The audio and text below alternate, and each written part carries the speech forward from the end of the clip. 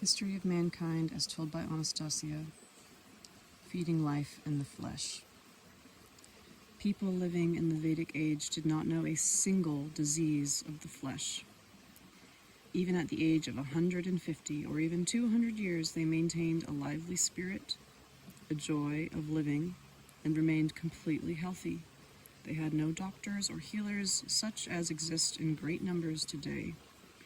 Diseases of the flesh were impossible because the way of life in one's own domain, the natural space of love which they themselves had established, completely regulated their intake of food.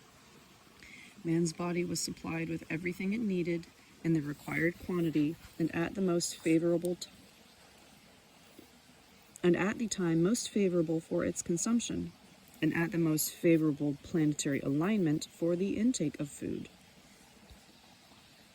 Take note, Vladimir, in nature is no arbitrary phenomenon that during the whole spring, summer, and autumn seasons, the various plants mature and bring forth their fruit in a particular sequence. First come the blades of grass, the dandelions, for example. They are also pleasing to the taste, especially when mixed with winter fare. Then we see the early currants maturing, wild strawberries and raspberries, both earlier in the full sun and later in the shade. Sweet cherries, later sour cherries, and a great many other fruits, herbs, and berries, all of which, at the appropriate moment of their own choosing, attempt to attract human attention by their unusual shape, color, and fragrance. There was no science of nutrition back then. What and how much one should eat, and at what time, that was not something anyone ever even thought about. And still man consumed everything needful for his body, with an accuracy down to the last gram. Each berry, little herb, and piece of fruit has its own day, hour, and minute when it is the most beneficial to the human body, when it will complete the process of its own growth and injunction with the celestial bodies.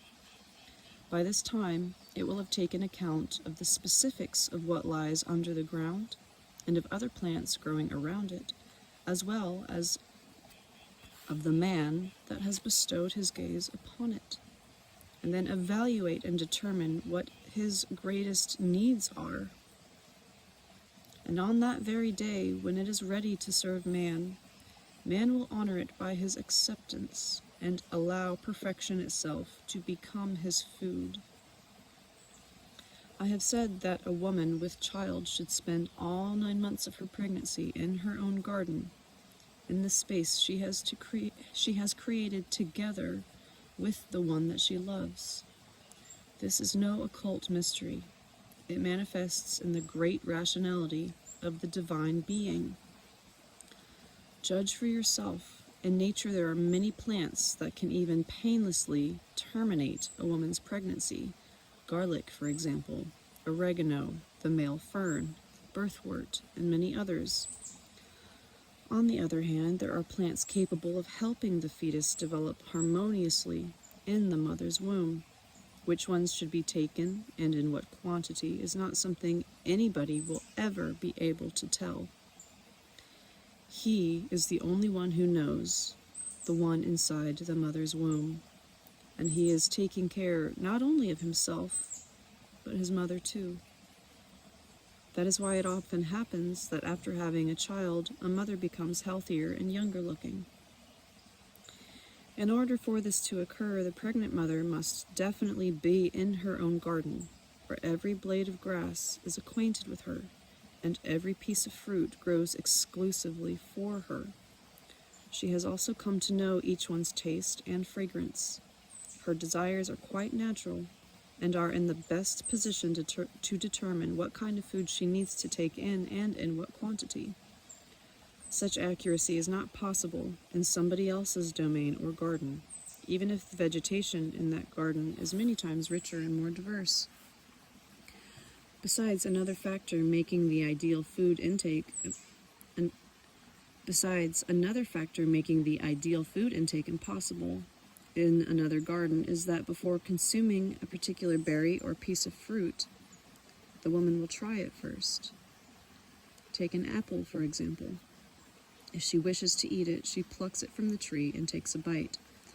After swallowing the bite, she at once feels that here is something her body does not need, and has thereby caused harm to herself and to her child. Why does this happen? The fact is that even outwardly, similar pieces of fruit can be made up of different substances. In her own garden, having tasted fruit from the various trees on a number of occasions, she could not make such a mistake. In another garden, mistakes are inevitable. What kind of law or knowledge provided such fine-tuned assistance in feeding man at that time? It was the absence of laws and treatises. Man could depend only upon the divine. Today they say that man in unity with is at one with nature. I need to read that again. Today they say that man is in unity with, as it is at one with, nature. But what is this unity right now? Have you ever thought about it? In today's age, man consumes mainly artificial food, only what the system offers him as convenient to itself. And the schedule of consumption of food is also artificially determined by this artificial system. Back then, in the Vedic age, everything was determined for man by his God-given feelings, and the slightest sensation of hunger was satisfied by the space of love back then. After all, man's feelings, in harmony with his space of love, could determine down to the minute, as accurately as the most perfect mechanical device ever invented or the smartest instructions ever penned, what food man should take in and when. Whenever man walked through the space of his own co-creation, his free thought could create or work out plans on the scale of the universe. Temptingly, beautiful fruit surrounded him. Intuitively, he would pluck and eat a sample, or two or three, without having his thought distracted by these sweet delicacies supplied to him by God. Back then, man did not think about food. He fed himself in much the same manner as we today breathe. The space he had created in conjunction with his intuition accurately worked out how and when the flesh should be fed.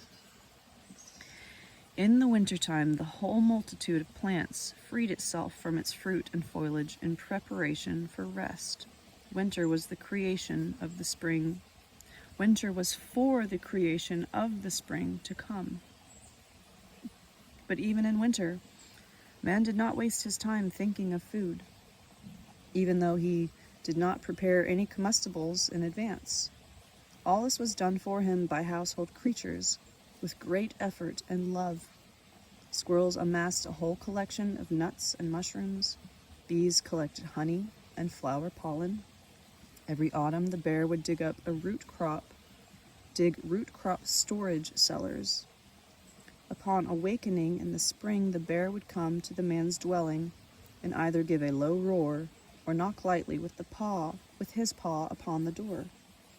The bear would summon the man, who would in turn show him which of the cellars should be dug up.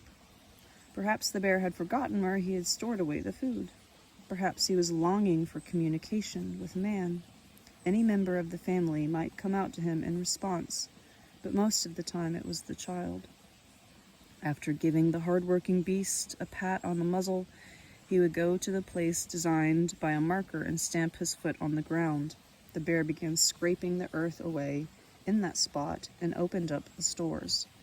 Upon seeing his accomplishment, he would jump all around for joy before delivering the stored food up to the surface with his paw. But he would not be the first to partake of the food. He would wait until man began carting off at least some of the goods to the house. Man himself could also prepare provisions, but this was not so much work as an art form. Many families would produce their own wine and infusions from different kinds of berries. Such wine was not strong and intoxicating like vodka. The result was a most healthful drink. Useful food provided to man by animals included milk, and not just from any animal. And not from just any animal. Man selected only those that were considered kind, tender, and keen of mind, those who demonstrated an eagerness to offer man what they produced. Let us say one of the children or the elders of a household went up to a goat or a cow and touched its udder, and the animal suddenly began moving away. Man would not attempt to drink the milk of any animal that did not want to share it with him. This did not mean that the animal did not love the man. It often happened that animals subconsciously determined that at that moment of the composition of their lactic mixture would not be useful to the man.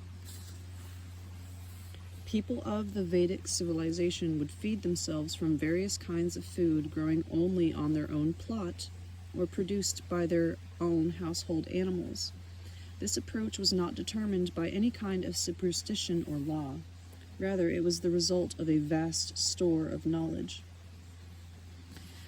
Though there is a difference between knowing, znat, and being fully aware of, vedat, something.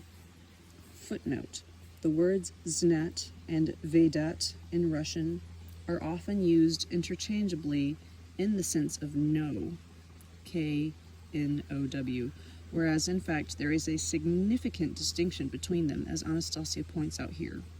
While znat, Z-N-A-T, specifically refers to knowing through the mind or logic, vedat, V-E-D-A-T, from an ancient Sanskrit root, covers other kinds of knowing as well: inspiration, intuition, emotional feeling, etc.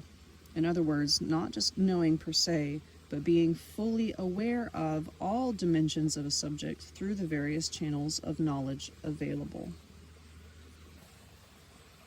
Being fully aware of is not just to know. It is to feel with one's entire being, body and soul, a multitude of phenomena, the purpose of each divine creation, as well as his, with a capital H, system. And every man of the Vedic culture was fully aware that what he consumed as food not only fed the body, but filled the soul with conscious awareness. At the same time, it conveyed information directly to him from all the worlds of the universe. This is why these people were many times superior to their modern-day counterparts in terms of inner energy, keenness of mind, and quickness of thought. The animals and plants living in man's family space reacted to man as a god. The animals, herbs, and trees were constantly thirsting for a tender look or a kind touch on man's part. And this power of the energy of feelings was what prevented unwanted weeds from growing in the garden or vegetable plot. Many people are now aware of how a household plant can suddenly shrivel up when it meets with disfavor on the part of someone in the family. On the other hand, a feeling of love and communication directed toward the same plant can cause it to flourish. This is why the Vedic people never went near their garden with a hoe, H-O-E. Even today, we have expressions such as, give someone the evil eye. It originated in those times. People could create a lot through their energy of feelings. Suppose a man is walking through his domain. Everything around catches his kindly gaze. He might look at a weed and think, why are you here? The weed would quickly wither from sorrow. On the other hand, if one were to smile at a cherry tree, it would cause its sap to run through its veins with twice the energy as before. And if somebody among the Vedic people happened to set out on a long journey, that man would not bother to take along a supply of food. He would be able to find more than enough along the way to feed himself. Whenever he came to a settlement, he would see the splendid domains and ask for food and drink. It was considered an honor to serve tasty fruit, vegetables, and drink to a traveler.